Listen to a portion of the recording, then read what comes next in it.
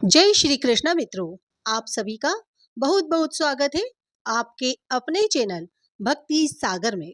एक समय की बात है, नैमिषारण्य तीर्थ में शौनकादि 88,000 ऋषियों ने श्री सूत जी से पूछा, हे प्रभु, इस कलयुग में वेद विद्या रहित मनुष्यों को प्रभु भक्ति किस प्रकार मिल सकती है तथा उनका उद्धार कैसे होगा। हे मुनि श्रेष्ठ, कोई ऐसा तप बताइए जिससे थोड़े समय में ही पुण्य मिले और मनवांछित फल की प्राप्ति हो। इस प्रकार की कथा सुनने की हम इच्छा रखते हैं। सर्वशास्त्रों के ज्ञाता सूत जी बोले, हे वैष्णवों में पूज्य, आप सभी ने प्राणियों के हित की बात पूछी है, इसलिए मैं एक ऐसे श्रेष्ठ व्रत को आप लोगों को बताऊंगा जिसे नारद जी ने लक्ष्मी नारायण जी से पूछा था और लक्ष्मीपति ने मुनि श्रेष्ठ नारद जी से कहा था। आप अब इसे ध्यान से सुनिए। एक समय की बात है, योगी राज नारद जी दूसरों के हित की इच्छा के लिए अनेकों लोकों में घूमते हुए मृत्यु लोक में आ पहुंचे। यहाँ उन्होंने अनेक योनियों में जन्मे प्रायः सभी मनुष्यों को अपने कर्मों द्वारा अनेकों दुखों से पीड़ित देखा। उनका दुख देख नारद जी सोचने लगे कि कैसा यत्न किया जाए जिसके करने से निश्चित रूप से मानव के दुखों का अंत हो जाए। इसी विचार पर मनन करते हुए वह विष्णु लोक में गए। वहां वह देवों के ईश नारायण की स्तुति करने लगे, जिनके हाथों में शंख चक्र गदा और पद्म थे, गले में वरमाला पहने हुए थे। स्तुति करते हुए नारद जी बोले, हे भगवान, आप अत्यंत शक्ति से संपन्न हैं। मन तथा वाणी भी आपको नहीं पा सकती। आपका आदि मध्य तथा अंत नहीं है। निर्गुण स्वरूप सृष्टि के कारण भक्तों के दुख को दूर करने वाले हैं। आपको मेरा नमस्कार है। नारद जी की स्तुति सुन विष्णु भगवान बोले, हे मुनि श्रेष्ठ, आपके मन में क्या बात है? आप किस काम के लिए यहाँ पधारे हैं, उसे निसंकोच कहो। इस पर नारद मुनि बोले कि मृत्यु लोक में अनेक योनियों में जन्मे मनुष्य अपने कर्मों के द्वारा अनेक दुखों से दुखी हो रहे हैं। हे नाथ, आप मुझ पर दया रखते हैं तो बताइए कि वो मनुष्य थोड़े प्रयास से ही अपने दुखों से कैसे छुटकारा पा सकते हैं। श्री हरि बोले, हे नारद, मनुष्यों की भलाई के लिए तुमने बहुत अच्छी बात पूछी है। जिसके करने से मनुष्य मोह से छूट जाता है, वह बात मैं कहता हूँ, उसे सुनो। स्वर्गलोक व मृत्युलोक दोनों में एक दुर्लभ उत्तम व्रत है जो पुण्य देने वाला है। आज प्रेमवश होकर मैं उसे तुमसे कहता हूँ। श्री सत्यनारायण भगवान का यह व्रत अच्छी तरह विधान पूर्वक करके मनुष्य तुरंत ही यहाँ सुख भोग कर मरने पर मोक्ष को प्राप्त करता है। श्री हरि के वचन सुन नारद जी बोले कि उस व्रत का फल क्या है और उसका विधान क्या है। यह व्रत किसने किया था, इस व्रत को किस दिन करना चाहिए, सभी कुछ विस्तार से बताएं। नारद की बात सुनकर श्री हरि बोले, दुख व शोक को दूर करने वाला यह सभी स्थानों पर विजय दिलाने वाला है। मानव को भक्ति व श्रद्धा के साथ शाम को श्री सत्यनारायण जी की पूजा धर्मपरायण होकर ब्राह्मणों व बंधुओं के साथ करनी चाहिए। भक्ति भाव से ही नैवेद्य, केले का फल, घी, दूध और गेहूं का आटा सवाया ले। गेहूं के स्थान पर साठी का आटा, शक्कर तथा गुड़ लेकर और सभी भक्षण योग्य पदार्थों को मिलाकर भगवान को भोग लगाएं। ब्राह्मणों सहित बंधु बांधवों को भी भोजन कराएं। उसके बाद स्वयं भोजन करें। भजन कीर्तन के साथ भगवान की भक्ति में लीन हो जाएं। इस तरह से सत्यनारायण भगवान का यह व्रत करने पर मनुष्य की सारी इच्छाएं निश्चित रूप से पूरी हो जाती है। इस कली काल अर्थात कलयुग में मृत्यु लोक में मोक्ष का यही एक सरल उपाय बताया गया है। श्री सत्यनारायण व्रत कथा का पहला अध्याय संपूर्ण। बोलिए श्री सत्यनारायण भगवान की जय। सत्यनारायण भगवान की व्रत कथा का दूसरा अध्याय। सूत जी बोले, हे ऋषियों, जिसने पहले समय में इस व्रत को किया था उसका इतिहास कहता हूँ, ध्यान से सुनो। सुंदर काशीपुर नगरी में एक अत्यंत निर्धन ब्राह्मण रहता था। भूख प्यास से परेशान वह धरती पर घूमता रहता था। ब्राह्मणों से प्रेम करने वाले भगवान ने एक दिन ब्राह्मण का वेश धारण कर उसके पास जाकर पूछा, हे विप्र, नित्य दुखी होकर तुम पृथ्वी पर क्यों घूमते हो? दीन ब्राह्मण बोला, मैं निर्धन ब्राह्मण हूँ, भिक्षा के लिए धरती पर घूमता हूँ। हे भगवान, यदि आप इसका कोई उपाय जानते हो तो बताइए। वृद्ध ब्राह्मण कहता है कि सत्यनारायण भगवान मनोवांछित फल देने वाले हैं, इसलिए तुम उनका पूजन करो। इसे करने से मनुष्य सभी दुखों से मुक्त हो जाता है। वृद्ध ब्राह्मण बनकर आए सत्यनारायण भगवान उस निर्धन ब्राह्मण को व्रत का सारा विधान बताकर अंतर्ध्यान हो गए। ब्राह्मण मन ही मन सोचने लगा कि जिस व्रत को वृद्ध ब्राह्मण करने को कहकर गए, मैं उसे जरूर करूंगा। यह निश्चय करने के बाद उसे रात में नींद नहीं आई। वह सवेरे उठकर सत्यनारायण भगवान के व्रत का निश्चय कर भिक्षा लेने चला गया। उस दिन निर्धन ब्राह्मण को भिक्षा में बहुत धन मिला, जिससे उसने बंधु बांधवों के साथ मिलकर श्री सत्यनारायण भगवान का व्रत संपन्न किया।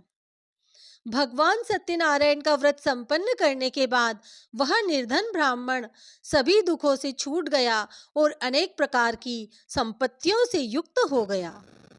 उसी समय से यह ब्राह्मण हर माह इस व्रत को करने लगा। इस तरह से सत्यनारायण भगवान के व्रत को जो मनुष्य करेगा वह सभी प्रकार के पापों से छूटकर मोक्ष को प्राप्त होगा। जो मनुष्य इस व्रत को करेगा वह सभी दुखों से मुक्त हो जाएगा। सूत जी बोले कि इस तरह से नारद जी से नारायण जी का कहा हुआ श्री सत्यनारायण व्रत को मैंने तुमसे कहा। हे विप्रो, मैं अब और क्या कहूँ? ऋषि बोले, हे मुनिवर, संसार में उस विप्र से सुनकर और किस किसने इस व्रत को किया, हम सब इस बात को सुनना चाहते हैं। इसके लिए हमारे मन में श्रद्धा का भाव है। सूत जी बोले, हे मुनियों, जिसने इस व्रत को किया है वे सब सुनो। एक समय वही विप्र धन और ऐश्वर्य के अनुसार अपने बंधु बांधवों के साथ इस व्रत को करने को तैयार हुआ। उसी समय एक लकड़ी बेचने वाला बूढ़ा ब्राह्मण आया और लकड़ियां बाहर रखकर अंदर ब्राह्मण के घर में गया। प्यास से दुखी हो वह लकड़हारा उनको व्रत करते देख विप्र को नमस्कार कर पूछने लगा कि आप यहाँ क्या कर रहे हैं? तो उन्होंने बताया कि व्रत कर रहा हूँ तथा इसे करने से क्या फल मिलेगा, कृपया मुझे भी बताएं। ब्राह्मण ने कहा, सब मनोकामनाओं को पूरा करने वाला यह सत्यनारायण भगवान का व्रत है। इनकी कृपा से ही मेरे घर में धन्य धान आदि की वृद्धि हुई है। विप्र से सत्यनारायण व्रत के बारे में जानकर लकड़हारा बहुत प्रसन्न हुआ। चरणामृत लेकर वह प्रसाद खाने के बाद वह अपने घर गया। लकड़हारे ने अपने मन में संकल्प किया कि आज लकड़ी बेचने से जो धन प्राप्त होगा उसी से श्री सत्यनारायण भगवान का यह उत्तम व्रत करूंगा। मन में इस विचार को ले बूढ़ा आदमी सिर पर लकड़ियां रख उस नगर में बेचने गया जहां धनी लोग ज्यादा थे। उस नगर में उसे अपनी लकड़ियों का दाम पहले से 4 गुना अधिक मिलता है।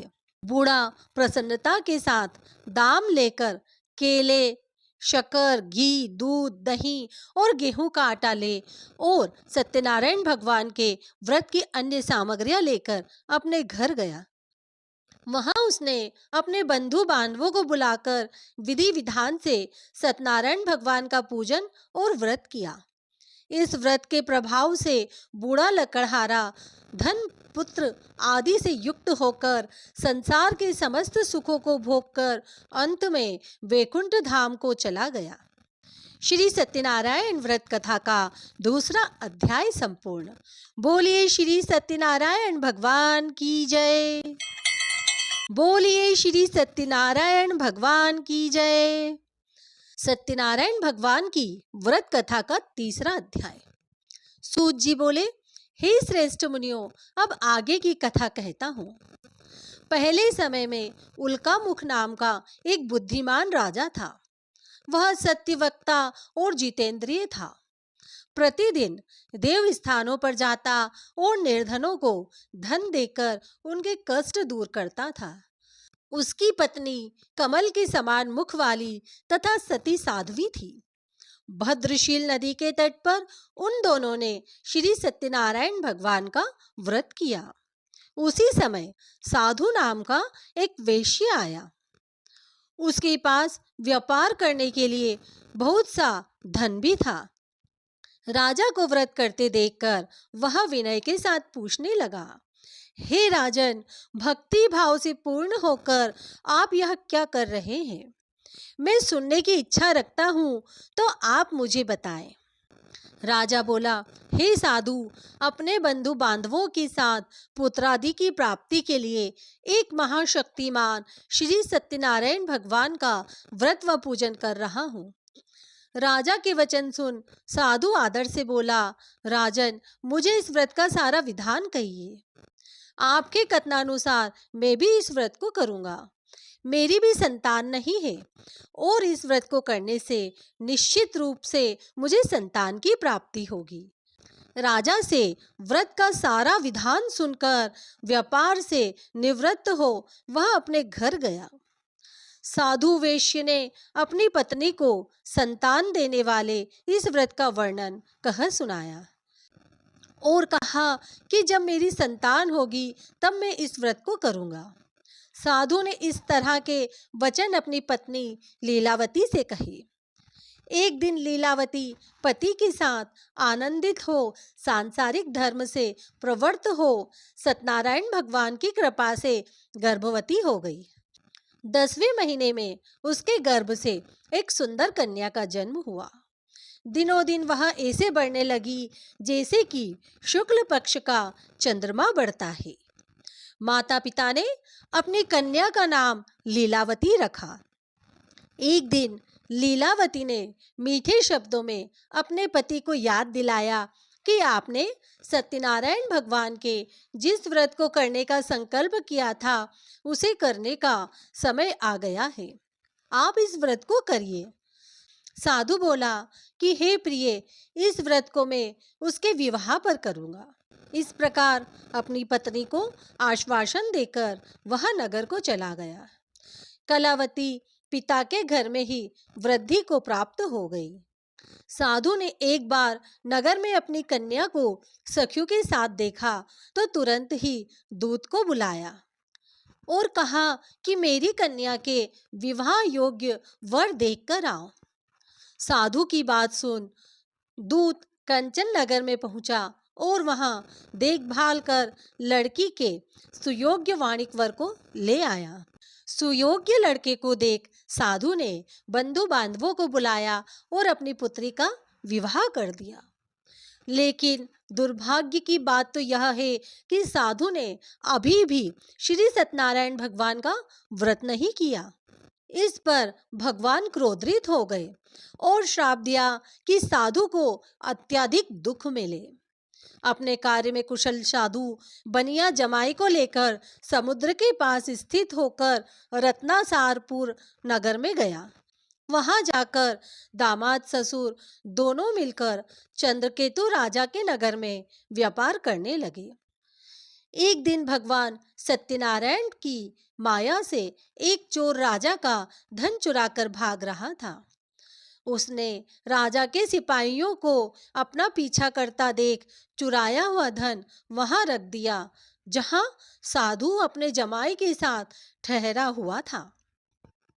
राजा के सिपाहियों ने साधु वेश्य के पास राजा का धन पड़ा देखा तो वह ससुर जमाई दोनों को बांधकर प्रसन्नता से राजा के पास ले गए और कहा कि उन दोनों चोरों को हम पकड़ लाए, आप आगे की कार्यवाही की आज्ञा दें। राजा की आज्ञा से उन दोनों को कठिन कारावास में डाल दिया गया और उनका सारा धन भी उनसे छीन लिया गया। श्री सत्यनारायण भगवान के श्राप से साधु की पत्नी भी दुखी हुई। घर में जो धन रखा था उसे चोर चुरा ले गए। शारीरिक तथा मानसिक पीड़ा व भूख प्यास से अति दुखी हो अन्न की चिंता में कलावती ब्राह्मण के घर गई। वहां उसने श्री सत्यनारायण भगवान का व्रत होते देखा, फिर कथा भी सुनी। वह प्रसाद ग्रहण कर वह रात को घर वापिस आई। माता ने कलावती से पूछा, हे पुत्री, अब तक तुम कहाँ थी? तेरे मन में क्या है? कलावती ने अपनी माता से कहा, हे माता, मैंने एक ब्राह्मण के घर में श्री सत्यनारायण भगवान का व्रत देखा है। कन्या के वचन सुन लीलावती भगवान के पूजन की तैयारी करने लगी। लीलावती ने परिवार व बंधुओं सहित सत्यनारायण भगवान का पूजन किया और उसने वर मांगा कि मेरे पति तथा जमाई शीघ्र घर आ जाएं। साथ ही यह भी प्रार्थना की कि हम सबका अपराध क्षमा करें। श्री सत्यनारायण भगवान इस व्रत से संतुष्ट हो गए और राजा चंद्रकेतु को सपने में दर्शन देकर कहा कि हे राजन, तुम उन दोनों वेश्य को छोड़ दो और तुमने उनका जो धन लिया है उसे वापस कर दो। अगर ऐसा नहीं किया तो मैं तुम्हारा धन, राज्य व संतान सभी को नष्ट कर दूंगा। राजा को यह सब कहकर भगवान अंतर्ध्यान हो गए। प्रातःकाल सभा में राजा ने अपना सपना सुनाया, फिर बोले कि वाणिक पुत्रों को कैद से मुक्त कर सभा में लाओ। दोनों ने आते ही राजा को प्रणाम किया। राजा मीठी वाणी में बोले, हे महानुभावों, भाग्यवश ऐसा कठिन दुख तुम्हें प्राप्त हुआ है, लेकिन अब तुम्हें कोई भय नहीं है। ऐसा कह राजा ने उन दोनों को नए वस्त्राभूषण भी पहनाए और जितना धन उनसे लिया था उसका दुगना धन वापस कर दिया और दोनों वेश्य अपने घर को चल दिए। श्री सत्यनारायण व्रत कथा का तीसरा अध्याय संपूर्ण। बोलिए श्री सत्यनारायण भगवान की जय। सत्यनारायण भगवान की व्रत कथा का चौथा अध्याय। सूत जी बोले, वेश्य ने मंगलाचार कर अपनी यात्रा आरंभ की और अपने नगर की ओर चल दिए। उनके थोड़ी दूर जाने पर एक दंडी वेशधारी श्री सत्यनारायण ने उनसे पूछा, हे साधु, तेरी नाव में क्या है? अभिवाणी वाणिक हंसता हुआ बोला, हे दंडी, आप क्यों पूछते हो? क्या धन लेने की इच्छा है? मेरी नाव में तो बेल व पत्ते भरे हुए हैं। वेश्य के कठोर वचन सुन भगवान बोले, तुम्हारा वचन सत्य हो। दंडी ऐसा वचन कह वहां से दूर चले गए। कुछ दूर जाकर समुद्र के किनारे बैठ गए। दंडी के जाने के बाद साधु वेश्य ने नित्य क्रिया के पश्चात नाव को ऊंची उठते देखकर अचंभा माना और नाव में बेल पत्ते आदि देख वह मूर्छित हो जमीन पर गिर गया। मूर्छा खुलने पर वह अत्यंत शोक में डूब गया। तब उसका दामाद बोला कि आप शोक न मनाएं, यह दंडी का शाप है, इसलिए हमें उनकी शरण में जाना चाहिए, तभी हमारी मनोकामना पूरी होगी। दामाद की बात सुनकर वह दंडी के पास पहुंचा और अत्यंत भक्ति भाव नमस्कार करके बोला, मैंने आपसे जो असत्य वचन कहे थे उनके लिए मुझे क्षमा कर दें। ऐसा कहकर महान शोकातुर हो रोने लगा। तब दंडी भगवान बोले, हे वाणिक पुत्र, मेरी आज्ञा से बार बार तुम्हें दुख प्राप्त हुआ है। तू मेरी पूजा से विमुख हुआ। साधु बोला, हे भगवान, आपकी माया से ब्रह्मा आदि देवता भी आपके रूप को नहीं जानते, तब मैं अज्ञानी कैसे जान सकता हूँ? आप प्रसन्न होइए, अब मैं सामर्थ्य के अनुसार आपकी पूजा करूँगा।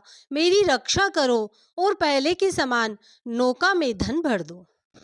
साधु वैश्य के भक्ति पूर्वक वचन सुनकर भगवान प्रसन्न हो गए और उसकी इच्छानुसार वरदान देकर अंतर्ध्यान हो गए।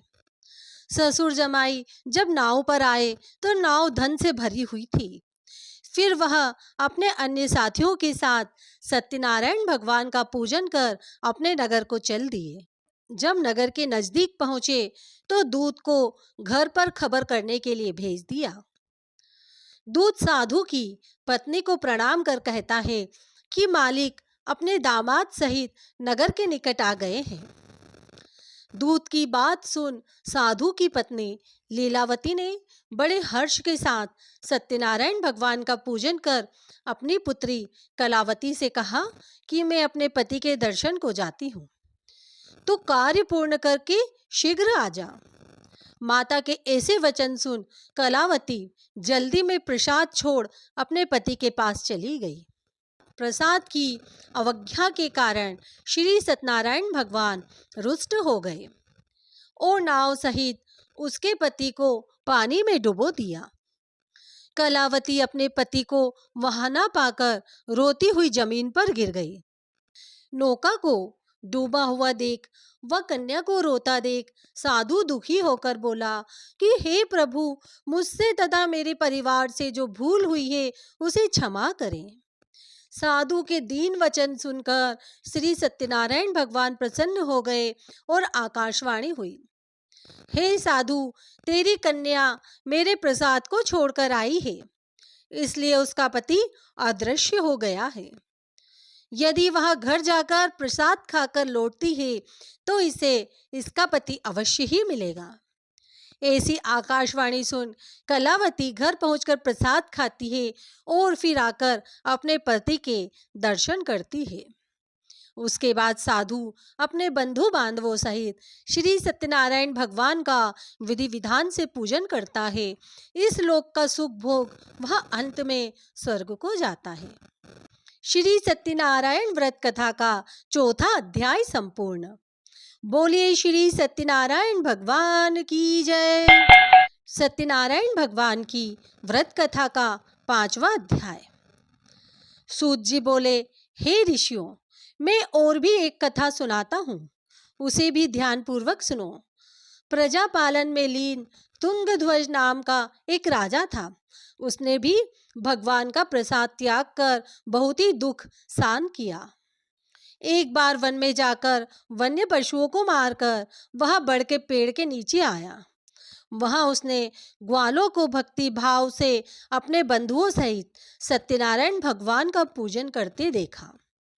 अभिमानवश राजा ने उन्हें देखकर भी पूजा स्थान पर नहीं गया और न ही उसने भगवान को नमस्कार किया। ग्वालों ने राजा को प्रसाद दिया, लेकिन उसने वह प्रसाद नहीं खाया और प्रसाद को वहीं छोड़ दिया।